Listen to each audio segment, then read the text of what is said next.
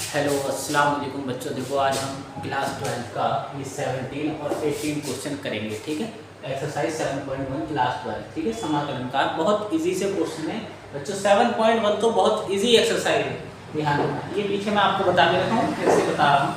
ये आपको क्वेश्चन दे रखा होगा, इसको सॉल्व करते हैं। देखो ये मान लीजिए 17 हटा देगा, इसको मैंने लेट मान दिया। लेट आई बराबर ये क्वेश्चन हो गया आपका।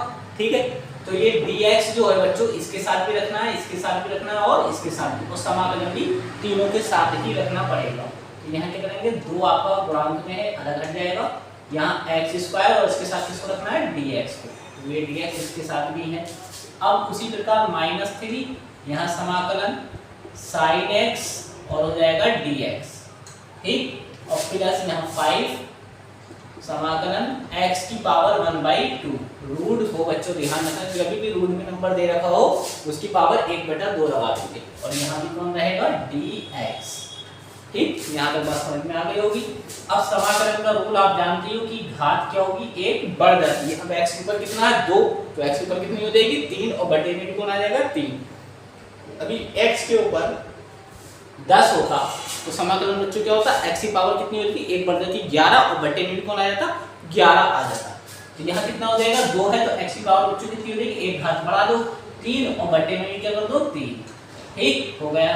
अब -3 ये तो ऐसे रहेगा। और समाकलन बच्चों ये सूत्र आपको याद होना चाहिए कि sin x dx का समाकलन क्या होता है, -cos x होगा। प्लस c भी जोड़ देते हैं, मगर याद रखना कि sin x dx का जो समाकलन होगा वो -cos x होगा। तो देखो माइनस तो यहाँ था, तो इसका समाकलन करा तो क्या आया, -cos x। तो minus minus plus cos x। ठीक, ये भी हो गया। अब देखो प्लस 5 ऐसे रहेगा।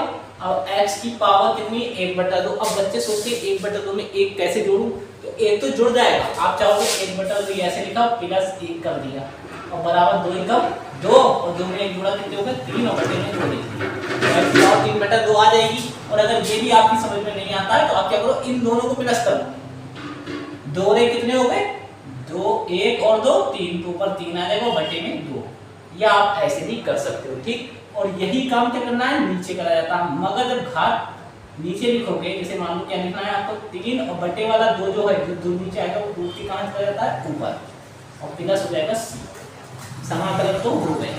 अब इसे साइड करके लिख दो, 2/3 x की क्यूब प्लस 3 cos x, 5 दूनी कितने हो गए, 10, x की पावर 3/2, और बटे में कौन है, 3, और प्लस कांस्टेंट जोड़ दो c। ये आपका समाकलन हो गया।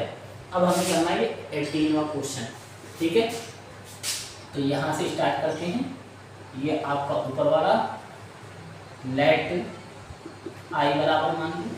ठीक, अब देखो ये sec x चला इसके पास, तो बच्चों जब ये sec x इसके पास चला तो sec x क्या हो गया, sec स्क्वायर x, और ये dx इसके साथ भी होगा, dx इसके साथ भी, तो यहाँ भी क्या लगाना है, dx। अब ये sec स्क्वायर x कैसे हुआ कि इस sec x ने इस sec x से गुणा करी तो sec स्क्वायर x बन गया। ठीक, अब प्लस इंटीग्रेशन यहाँ क्या हो जाएगा, sec x dot tan x और dx।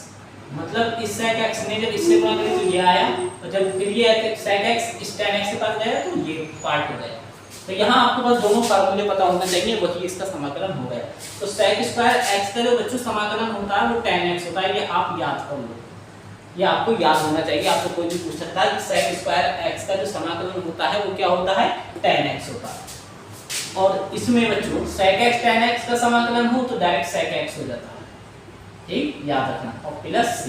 ये तो बहुत इजी सा क्वेश्चन था, यही आंसर हो गया। मिलते हैं नेक्स्ट वीडियो में। प्लीज चैनल को ज़्यादा से ज़्यादा सब्सक्राइब कीजिए, लाइक कीजिए, कमेंट कीजिए। अस्सलाम वालेकुम।